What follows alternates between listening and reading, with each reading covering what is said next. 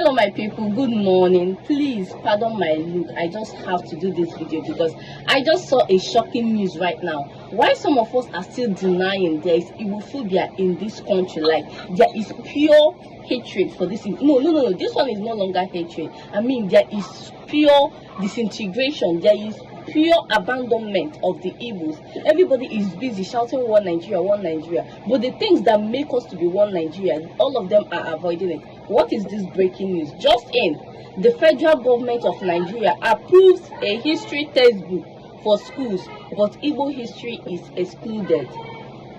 What is that? Guys, Igbo is among the 3 major tribes of Nigeria. But every other tribe is included in this book. But Igbo is not included. Igbo history is not included. What does that tell you? No, what does that tell you? That Igbos are not, but they do not consider Igbo already as part of them. What do you mean that you produce a whole history book that to be studied? Okay, what about, first of all, I want you to watch this video so that you see how this man reacted to his own child coming home to tell him they shared history book to him. But that child is now confirming that his own tribe, they are studying other people's tribe. Meanwhile, him being Igbo, his own tribe is not there. So you want Igbos to study history that does not involve Igbo history. You want them to study Yoruba history, you want them to study outside Africa and every other tribe that is in Nigeria, and do not study their own. What are we going to call this? Guys, just take a look and watch this video. I'll be back. You know, Igbos are the most worthless tribe in Nigeria. Yeah, you heard it. Igbos are the most worthless tribe in Nigeria. Get angry all you like, but they are just all mouth and no depth, just mouth. Because if they are not, why should this be happening in Nigeria right now? Why should this be happening? You know how they told us that they removed history from the Nigerian curriculum because they didn't want sentiments, you know, because of the war, the civil war. But history just got reintroduced to the Nigerian educational system. And guess what? Guess what they put inside here? See, before now, my son came and asked me, I said, Dad, I thought Igbos were the 3rd biggest tribe in Nigeria. I said, yes. He said, how come there is no Igbo in their history book? I was shocked. I took their book and I looked at it. All the history of all the major tribes in Nigeria. We have the Hausa states, Kanuri Empire, Nupe, Igala, Yorubas, Benin Kingdom, Efik, Niger Delta, and Ishekiri. No Igbo. For a tribe that has almost 5 to 6 states in Nigeria. No Igbo whatsoever. The painful part of it is that, you see this Efik here? No, I bet, if people want to know vessel, they see this Efik here. Then put them on purpose. It was put here on purpose to let the Igbos know that we know what we are doing and we are worthless. I don't want to talk about the people that wrote the book, but this is the junior secondary school revised. This is the junior secondary school revised standard edition, JS1. You know, the funny part is that our biggest flex as Igbos is just 2 things. To be. See, I do not support this man saying that Igbos are stupid or Igbos are dull. See, we have done this protests, violence in the past. What did it bring us? Where did it land the Igbos? Last they sent Python dance to them. Why so many youths? So Igbos know why some of these things will happen.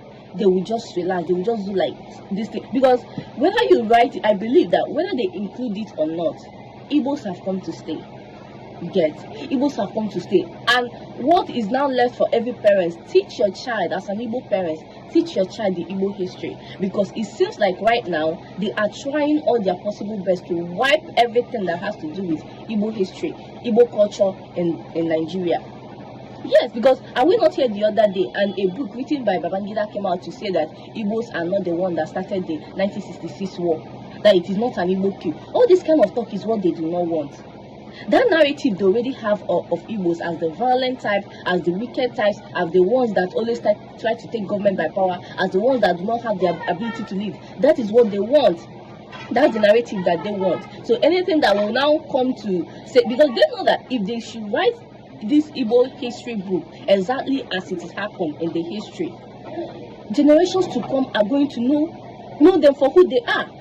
So yes, Nigerians have reacted to this post. So I'm going to read some of the reactions that majority of Igbos have to say concerning this. This one said, the problem with Nigeria, if we continue to deceive ourselves, Nigeria will remain the same.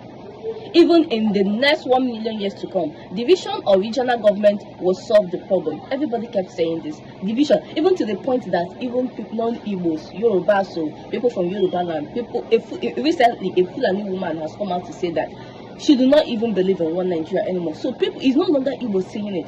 Even others are even those that are not as affected as Igbos are now saying it, that they support the division. But do they want that? No, they do not. They're not going to do that. So look at this one. This one said, grateful history is back in schools after years, but excluding Igbo contribution sends the wrong message. Include Nzeri, Arab Federacy, etc. A balanced Nigeria needs balanced history. This one is coming from a Yoruba person. Olumide Nelson, a Yoruba person, is even admitting that what they do to Igbos is not good. So that, the people that want to tell themselves the truth, they will tell themselves the truth. Okay, look at this one. He said, first, they removed history from the curriculum for years. Now it's back. They've edited the Igbo out of it. This isn't just an omission. It's a soft cube against the memory of a people. Remember what I told you. You cannot build a nation on the grave of a suppressed heritage. If the Igbo are only good for taxes and one Nigeria slogan, but not for the history books, then the message is clear. The union is a facade. The message is clear. If you just want this particular tribe, this Igbo tribe, all because you want to include them for the taxes, you want them to be generating money because they are known for generating money. But when it comes to the things that make all of us to be one Nigeria, you exclude that part. How many years has Igbos been shouting seaport, seaport? Will they do that one? Chapwa? They will not. Now, the major one now is excluding them from Nigerian history. What are they trying to tell us? That they're not part of Nigeria. Now, when Igbos say it themselves that they're not part of Nigeria, you become someone that wants to divide the country. They'll come and carry you. This person says, the Nigerian Civil War did not end till today.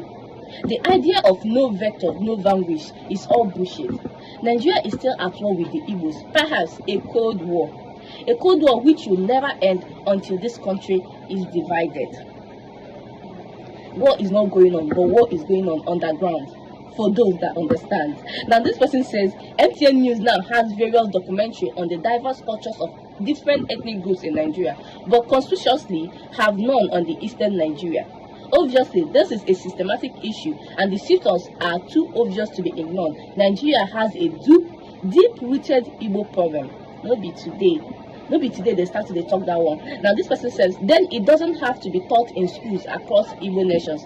I keep thinking when the Igbo elites that still believe united Nigeria is achievable, from Emeka the screwdriver seller to Amadi the crypto protagonist, and now this, it tells you that the sun is rising again, now and forever. This person talking about Igbo elites. Don't expect those ones. Shebi, the other day we heard that Kubana has joined APC. He want their money. What do you expect them to do? Actually, it's even ordinary common Igbos that are speaking for. The ones that the Igbo leaders that you expect to speak, nobody is speaking. Everybody just wants their own, my own, my own. So it's even attributed for this, because if had it been that this is Yoruba nation, I'm just taking for example, if this is Yoruba nation that this thing is done to, by now you must have seen letterhead from important people flying around, and it won't even take days, they will be included in this book. It won't even happen to start with. But now it is because it is Igbo, and they know that majority of the Igbos that have the say, that their say actually matters, they are not going to say anything. That is why they are free to do it. And this thing has happened for over 3 days now. I'm just making this video today. Believe me, nothing has been done about this. This textbook is still circulating as the approved textbook for history, that Igbo is not involved.